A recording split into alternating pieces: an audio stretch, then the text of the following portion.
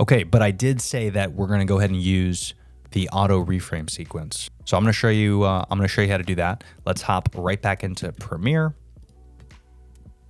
Now this is really, really easy, but you're going to see the difference. Okay, so this is the actual sequence. We're going right back to the YouTube video, the same one we used before.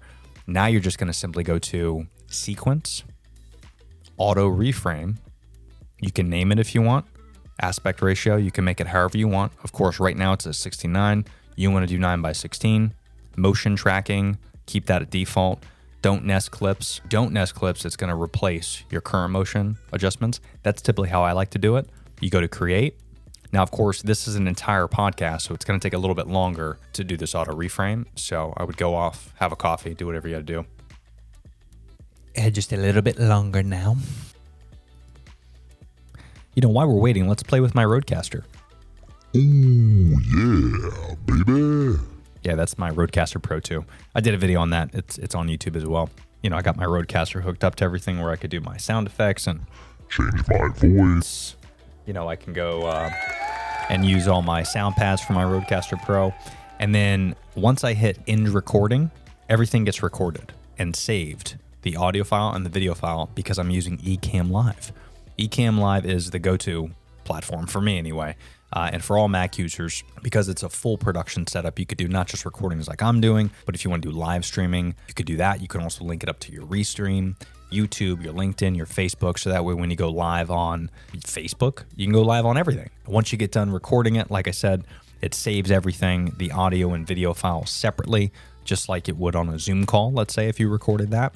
But what I love about it is I'm doing a virtual podcast now more than ever, especially with the pandemic. So when I do these virtual podcasts, what's cool is it records their audio and my audio. So then I could just bring it back to Premiere if I want, edit it up a little bit, make those adjustments, export it, and then boom, I'm good. So if I wanted to do a virtual interview podcast, I just send them a video link. They click on it, they open it up and select their video and audio. Now I'm recording a podcast with a friend. It's really cool. Ecamm Live is giving out a 14-day free trial. I'll leave the discount below. If you want to upgrade your video, this is the way to do it. Ecamm Live. Okay, so I think we're good. Let's hop back into Premiere. That did not take that long at all, actually. Let's see if it's ready. Okay, see, it's ready. So this was the auto reframe sequence. So see how it pretty much made it like perfect, right? And it tracks the face and the center of the camera really, really well. Again, the only thing I don't like about it is if you notice, it doesn't have the same style that I want. So I would have to like go to each individual clip and then I would have to change it that way. And I'm just not a big fan of that. You know, if you just want to keep it like this, I mean, you could look, and you have to really identify that. You know, you could post it just like that. You know, if you want to do zero work, of course, you could still do the captions if you want or not do the captions. But even if you just do this, I mean, that's great. It looks really good. You know, and you probably won't have this frame like I do, but hey, listen, at the end of the day, it's going to help your workflow. So it's a really cool tool. It doesn't work for me. But that is the second way to do it there. Well, guys, listen, a lot of information there. I hope it was helpful. Hope it was beneficial.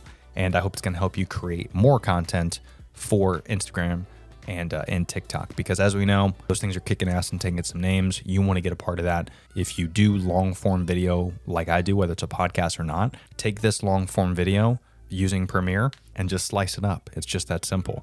And if you could do this every single time and reallocate that throughout social media, you're going to get a lot of traction. So good luck, creators. Have fun. Leave a comment below. Let me know if this was useful. All right, guys. Thanks. Peace.